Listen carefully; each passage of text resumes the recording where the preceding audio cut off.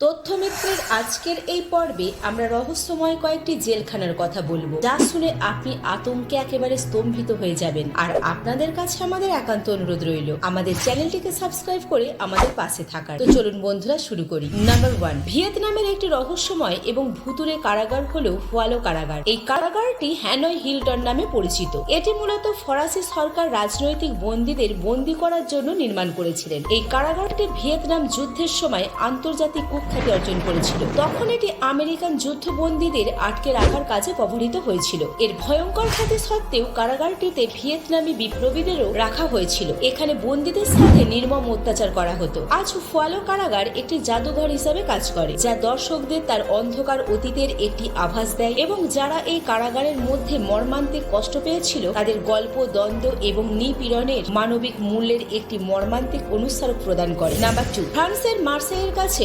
ভূমধ্যসাগরের একটি ছোট দ্বীপে অবস্থিত চ্যাটেau d'If কারাগার রহস্য এবং চক্রান্তের আরেকটি জ্বলন্ত নমুনা। 16 শতকে এটি একটি দুর্গ হিসাবে নির্মিত হয়েছিল, কিন্তু পরে এটি একটি কুখ্যাত কারাগার হিসাবে খ্যাতি অর্জন করেছিল। এর কুখ্যাতি উপন্যাসিক আলেকজান্দ্রে দুমাসের উপন্যাস দ্য কাউন্ট অফ মন্টে ক্রিস্টোতে সবচেয়ে বিখ্যাতভাবে চিত্রিত হয়েছে। রাজনৈতিক বন্দী এবং রাষ্ট্রের শত্রু বলে যারা গণ্য তাদের শাস্তি প্রদানের ক্ষেত্রে চ্যাটেau বিশেষ কুখ্যাতি অর্জন করেছিল। এটি লোকালয় থেকে অনেক দূরে অবস্থিত ছিল এবং এই কারাগারের ঘরগুলি ছিল গোলকধাঁধাময়, যেখান থেকে পালানো ছিল একেবারেই অসম্ভব। আজ চ্যাটেau d'If একটি জনপ্রিয় পর্যটন ক্ষেত্র হিসাবে দর্শকদের গভীরভাবে আকর্ষণ। নাম্বার 3, দক্ষিণ আমেরিকার ফ্রেঞ্চ গায়ানার উপকূলে অবস্থিত ডেভিলস কারাগারটি রহস্য এবং কুখ্যাতিতে আচ্ছন্ন। এটি 19 শতকে ফরাসি শাস্তি উপনিবেশ হিসাবে প্রতিষ্ঠিত। এই কারাগারটির কঠোর অবস্থা জোরপূর্বক শ্রম এবং বিচ্ছিন্নতার সমর্থক হয়ে ওঠে। দ্বীপের বিশ্বাসঘাতক ভূখণ্ড এবং আশেপাশের জলের কারণে এখান থেকে পালানো কার্যত